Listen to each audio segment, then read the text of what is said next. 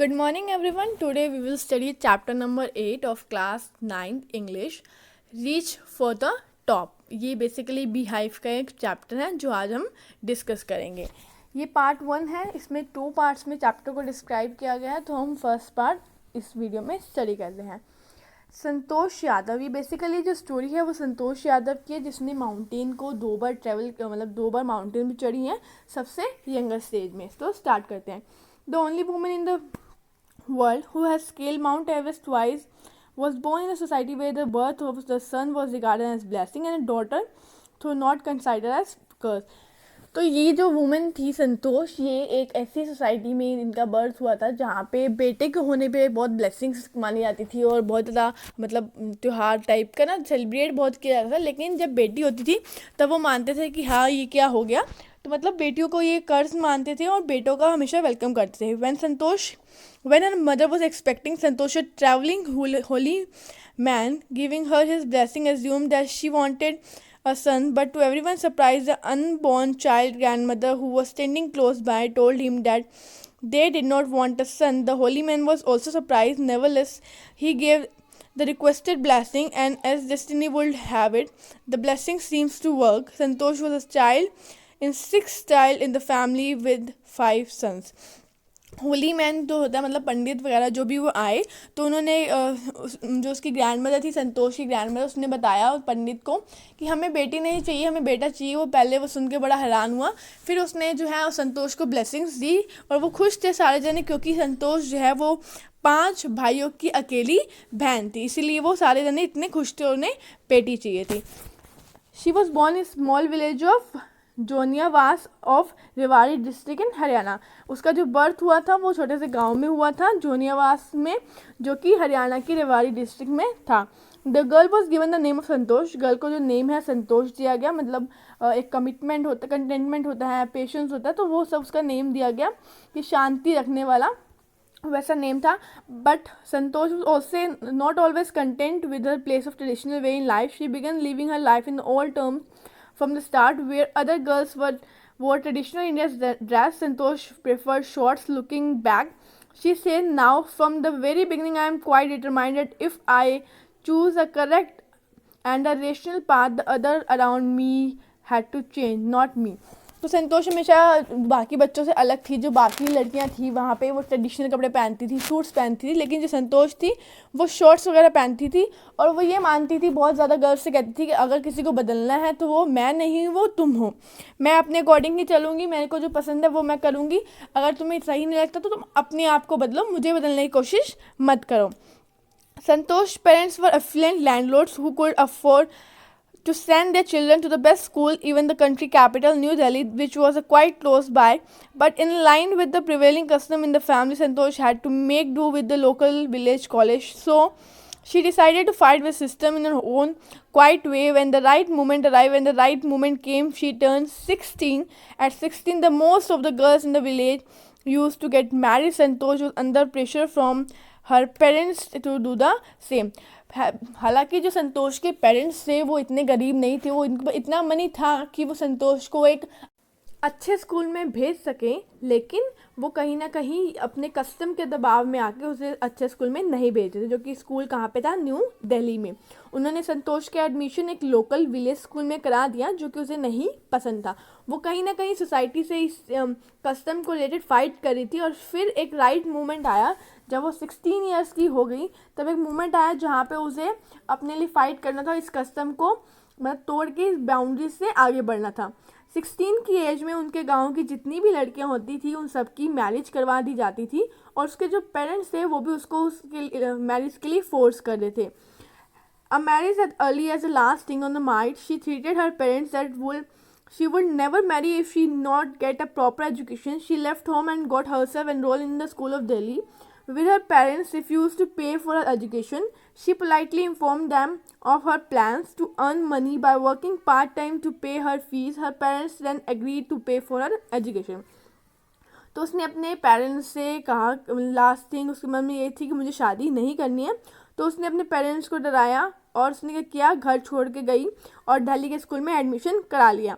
अब उसने अपने पेरेंट्स को इन्फॉर्म किया कि मैंने एडमिशन करा लिया, तो उसके पेरेंट्स ने उसे कहा कि हम तुम्हारी फ़ीस पे नहीं करेंगे क्योंकि तुम हमारे अगेंस्ट गए हो। तो उसने पोलाइटली कहा कि मैं अपने लिए खुद अर्न करके मैं पार्ट टाइम जॉब करूँगी, वहाँ से अर्न करूँगी और अपनी फ़ीस खुद दे दूँगी। लेकिन जो उसके पेरेंट्स थे अब उस बात से एग्री कर गए थे और उन्होंने फिर ये कहा कि हाँ हम तुम्हारी फ़ीस पे करेंगे। Wishing always to study a bit more with her father, slowly getting used to her urge for more education, Santosh passed the high school examination and went to Jaipur. She joined Maharani College and got a room in Kasturba Hotel. Santosh remembers Kasturba Hotel faced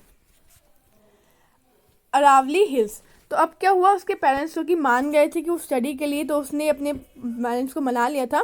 तो अब वो high school उसने complete करी और वो जयपुर में चली गई। उसने वहाँ पे महारानी कॉलेज को ज्वाइन किया और वहाँ पे कस्तूरबा होटल में वो रहने लगी। जहाँ पे वो रहती थी उस होटल के सामने ही अरावली हिल्स थी, वहाँ पे हिल्स थे। I used to watch villager from there from my rooms, going up to the hill and suddenly vanishing after a while. One day I decided to check it out myself. I found nobody except a few mountaineers.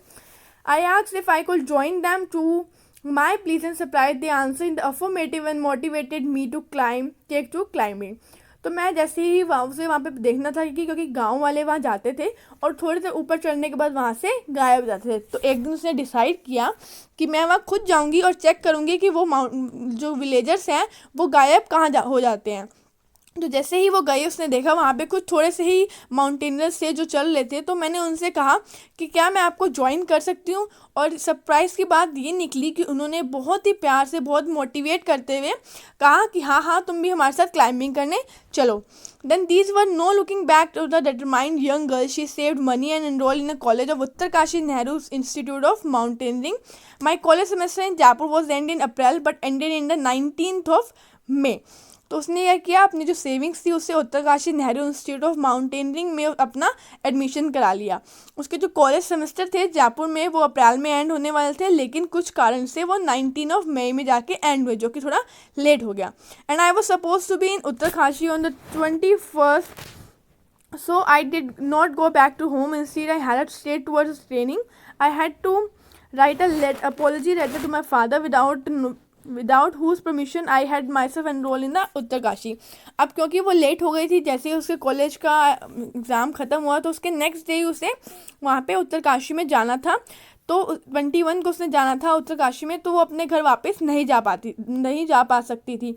तो उसने अपने parent को एक apology letter लिखा, एक क्षमा मांगते हुए लेटर लिखा, और उसमें उसने इन्फॉर्म किया कि मैंने अपना जो एडमिशन है वो उत्तरकाशी के एक स्कूल में कराया था जो कि माउंटेनियरिंग का स्कूल है, तो मैं इसके लिए माफ़ी मांगती हूँ। उसने अपना ऐसा एक लेटर फादर को लिख दिया।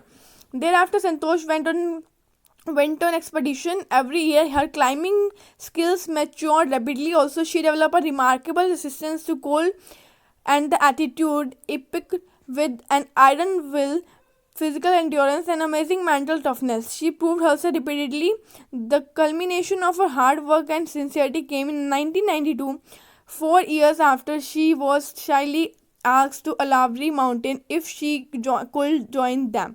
तो अब क्या हुआ, संतोष ने जो है वहाँ पे काफ़ी मेहनत करी। उसने अपने उसकी काफ़ी जो स्किल्स थी वो बहुत ज़्यादा इम्प्रूव हो गई थी। वो उसके अंदर और ज़्यादा एंड्योरेंस आ गया था, और ज़्यादा टफ हो गई थी। वो मेंटली स्ट्रॉन्ग थी, उसने अपने आप को बहुत ज़्यादा फिट कर लिया था, मेंटली भी और फिजिकली भी। तो 1992 में अब वो इस हालत में आ गई थी कि वो माउंटेन को चढ़ सकती थी 4 आवर। तो अब उसने उन माउंटेनियर से कहा कि क्या मैं आपको ज्वाइन कर सकती हूँ। तो क्या हुआ, Yadav scale Mount Everest, becoming the youngest women in the world to achieve the feat. अब ये जो संतोष थी वो पहली वुमेन बनी जिसने पहली वुमेन वर्ल्ड की जिसने इतनी कम एज में माउंटेन को क्लाइम करा।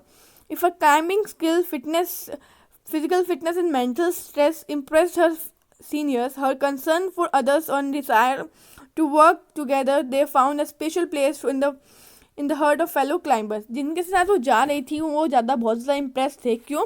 क्योंकि वो फिजिकली बहुत स्ट्रॉन्ग थी, मेंटली बहुत ज़्यादा स्ट्रॉन्ग हो गई थी, और साथ ही साथ वो सबके लिए बहुत ज़्यादा काइंड थी, सबको हमेशा मदद करती रहती थी। इसलिए जो उसके साथी क्लाइंबर्स थे वो इससे बहुत ज़्यादा इम्प्रेस थे। During the 1992 Everest mission, Santosh Yadav provided a special care to climber who lay dying at the South Pole. She unfortunately unsuccessful in saving him. तो क्या हुआ था 1992 में जब वो एवरेस्ट पे ट्रैवल कर रही थी, जा चढ़ रही थी, तो संतोष यादव के साथ कोई क्लाइंबर था जो कि मतलब डेथ पे आ गया था, जो मरने वाला था। तो उसको बचाने की संतोष ने बहुत कोशिश की, लेकिन अनफॉर्चुनेटली उसे नहीं बचा पाए। However she manage to save another climber, लेकिन वो किसी और साथी क्लाइंबर को बचा पाई, Mohan Singh, who would have met with the same fate and she has not share oxygen with him. तो उसके साथ जो था Mohan Singh, who would have met with the same fate, तो विद इन 12 मंथ उसके साथ जो संतोष थी, उनके साथ का जो क्लाइंबर था, उसके बाद ऑक्सीजन की कमी थी। तो जो संतोष थी उसने अपना ऑक्सीजन शेयर किया, जिसकी वजह से जो क्लाइंबर था वो बच पाया। अगर वो शेयर ना करती तो वो क्लाइंबर मर जाता। Within 12 months Santosh found herself an member of Indo Nepalese women expedition that invited her to join them. इसके बाद ही वो इस कम्युनिटी में ज्वाइन हो गई। She then scaled to the Everest for the second time, और फिर वो एवरेस्ट पे सेकेंड टाइम चढ़ी, thus setting a record as the only woman to have scaled the Everest twice and securing for herself India a unique place in the annals of mountaineering। तो ये पहली women बन गई जिसने 2 बार mountain पे चढ़ाई करी, वो भी इतनी कम एज में। In the recognition of her achievement the Indian government bestow upon one of her nation top honours the Padmashri. तो फिर इस खुशी में जो हमारी इंडियन गवर्नमेंट है, उन्होंने एक बहुत बड़े रिवॉर्ड से जो टॉप ऑनर माना जाता है, जैसे पद्मश्री, तो पद्मश्री से रिवॉर्ड किया, उसे पद्मश्री का तोहफा दिया गया। Describing her feeling when she was literally on the top of the world, Santosh has said, It took some time for it at the moment to sink in, but I unfurled the Indian tricolor and held it aloft on the roof of the world. This feeling is indescribable. The Indian flag was flying on the top of the world. It was truly a spiritual moment. I felt proud as an Indian.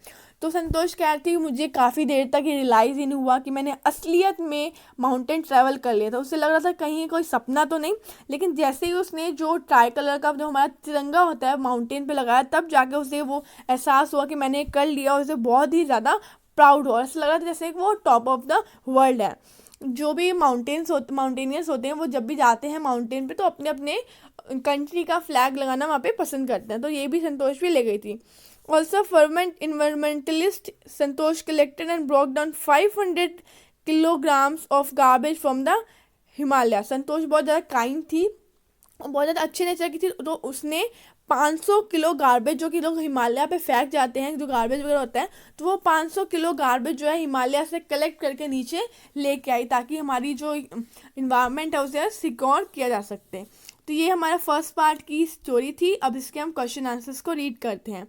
हमारा first question आता है, why was the Holi man who gave Santosh mother his blessing surprise. वो Holi man जो संतोष की mother को blessing देने आया था, वो सरप्राइज इसलिए था क्योंकि वो जब भी ब्लेसिंग देने जाता तो वो बेटे को ब्लेसिंग देने जाते हैं, लेकिन ये एक्चुअल में एक डॉटर थी जिसको वो ब्लेसिंग देने गया था, क्योंकि उनकी फैमिली को डॉटर की वो चाहते थे कि उनकी फैमिली में एक डॉटर आए, क्योंकि उनके पास पहले से ही 5 सन थे। नेक्स्ट क्या है, give an example to show that even a young girl Santosh was not ready to accept things unreasonable। एक एग्जाम्पल देना जिससे पता चले कि जो संतोष जो है ये सब चीज़ें एक्सेप्ट करने के तैयार नहीं थी। कई एग्जाम्पल है, आप ये एग्जाम्पल दे सकते कि वो अपनी मैरिज के लिए उसने मना कर दिया, या फिर उसने हायर स्टडीज़ के लिए खुद एनरोल किया और खुद से ही उसने कहा कि मैं पार्ट टाइम जॉब करके अर्न कर दूंगी। तो जो आपको रिलेवेंट लगे, अच्छा लगे, आप वो दे सकते हैं। एक एग्जाम्पल देना है। Why was Santosh sent to local school. Santosh को लोकल स्कूल में इसलिए भेजा गया क्योंकि सोसाइटी जो थी उनके कस्टम थे कि लड़कियों को बाहर के स्कूल में नहीं भेजना, और काफ़ी सारे रिस्ट्रिक्शंस वो लड़कियों पे लगाते थे, जिस वजह से उसके पेरेंट्स ने उसे लोकल स्कूल में भेजा।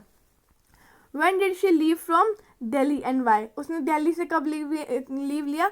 उसने दिल्ली छोड़ा जब उसे सोचा था कि वो अपनी हायर एजुकेशन कंप्लीट कर लेगी, तब जब उसने हायर एजुकेशन कंप्लीट कर ली तब उसने दिल्ली छोड़ा। क्यों? क्योंकि अपनी आगे की पढ़ाई वो जयपुर में कंप्लीट करने वाली थी। नेक्स्ट क्या, why did Santosh parents agree to pay for a schooling in Delhi? What mental qualities of Santosh were brought into like by the incident. तो संतोष के पेरेंट्स ने अग्री कब किया? जब संतोष ने कहा कि मैं खुद के लिए अर्न करके और मैं खुद ही फीस को पे कर लूँगी। तो यही दिखाया था कि संतोष मेंटली बहुत स्ट्रॉन्ग है और जो उसे चाहिए वो उसके लिए रेडी है, उसके लिए एफर्ट डालने के लिए भी तैयार है। नेक्स्ट क्वेश्चन पे मूव करते हैं। How did Santosh began to climb. तो क्लाइंबिंग कैसे स्टार्ट करी, एक दिन जब वो अपने हॉस्टल के रूम के बाहर देख रही थी तो उसने देखा कि अरनावली जो हमारा हिल्स था वहाँ पे जो लोग जाते हैं वो अचानक से डिसअपीयर हो जाते हैं। तो वो चेक करने के लिए वो गई थी, तो उसे ऐसा इंटरेस्ट लगा जिसकी वजह से उसने सोचा कि मैं क्लाइंब करूँगी।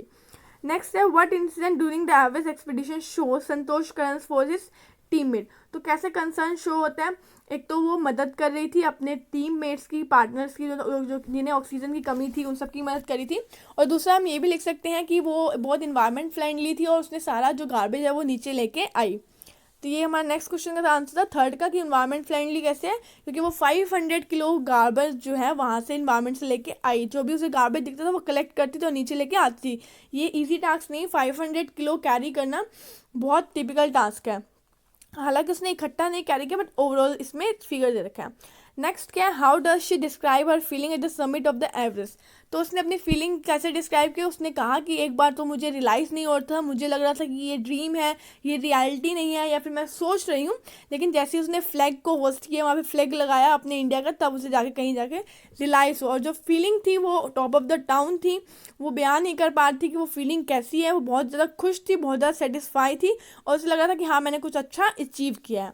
नेक्स्ट क्या, Santosh Yadav got into the record book what times she scaled Mount Everest, what were the reason for this. उसका रिकॉर्ड बुक में नाम क्या है, क्योंकि वो सबसे स्मॉलेस्ट गर्ल थी जिसने माउंट एवरेस्ट क्लाइंब किया था, वो भी ट्वाइस, दो बार जिसने क्लाइंब किया था माउंट एवरेस्ट, इसलिए। और वो भी वर्ल्ड रिकॉर्ड उसने बनाया था, इसलिए वो उस बुक में आई थी और उसे बाद में पद्मश्री से भी रिवॉर्ड किया गया था। तो ये हमारा पार्ट 1 था इस चैप्टर का, और ये ऐसे क्वेश्चन आंसर से।